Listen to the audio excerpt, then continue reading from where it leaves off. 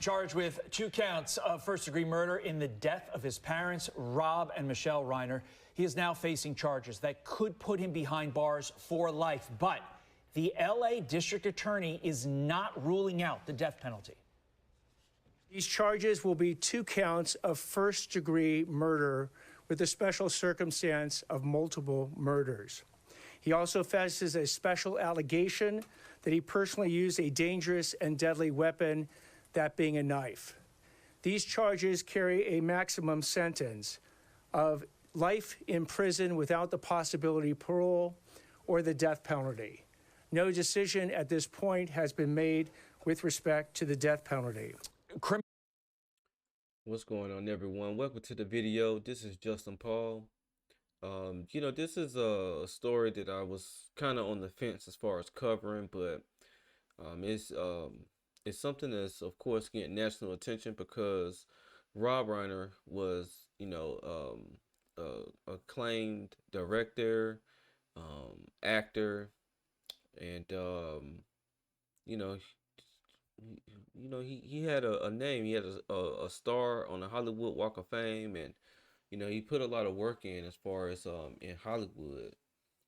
And his son Nick Reiner is now being charged with the murder of him and also his wife Michele Reiner, which is Nick Reiner's mother.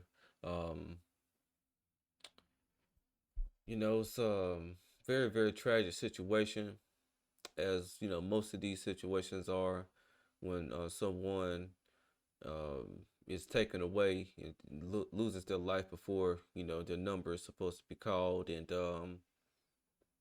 they're reporting that the Reiners were dead like hours before the bodies were discovered. And it's also showing that their son has some type of medical issue or mental issue that's going on with him, which he has to get medical approval before his court appearances. But they are saying that the death penalty is on the table, as well as life in prison. He's being charged with 2 counts of murder, and he told investigators that he used a knife to carry out the murders. Just absolutely disturbing, honestly. I just don't know how people could, bring this type of harm to someone that's so close to your family member. It is rumored and said that they were at some type of party. It was a formal event, and he showed up in a hoodie, and they him and his dad had gotten into an argument, and I'm not necessarily sure what the argument was about, and all of this is just hearsay. So big story though nationally, and this very, very unfortunate that this happened to them, and especially at the hands of their son. Criminal defense attorney Josh Ritter joins me now. And Josh, it is clear the defense with their actions is setting the stage to try and avoid the death penalty at the very least. But as a criminal defense attorney yourself, walk us through what the defense strategy is as you see it right now. Well, this early on, it's hard to tell, but it does look like at least some sort of mental health defense is going to be at play here. He's being evaluated right now. It's unclear if that's strictly a mental health evaluation, but that was part of the reason that he missed out in court yesterday. He was not medically cleared. I think they're looking at his history. I think, the fact that he's struggled with substance abuse, mental illness, all of this is shaping up to perhaps play some role in their defense. A lot of it's going to depend, though, on a couple of things. One, the timing of the murder. How close in time was the murder to this argument that we heard about the night before at a party at Conan O'Brien's house?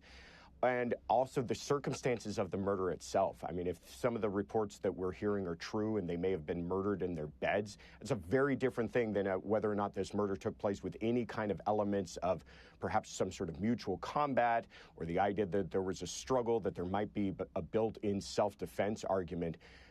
when all of that gets hashed out and when all of that evidence is revealed, I think we'll have a much better understanding of where the defense is going to be going in this case. Let's get into the timing element. Sources telling TMZ that, quote, when police arrived on the scene Sunday afternoon around 3:40 p.m., rigor mortis appeared to have set in Rob and Michelle's bodies, meaning they had been deceased for hours before their daughter, Romy, arrived.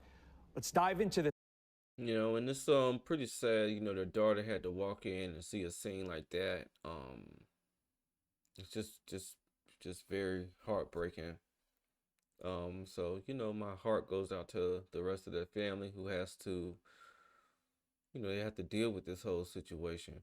And then the fact that it's been accused that their brother is the one who carried out this heinous act.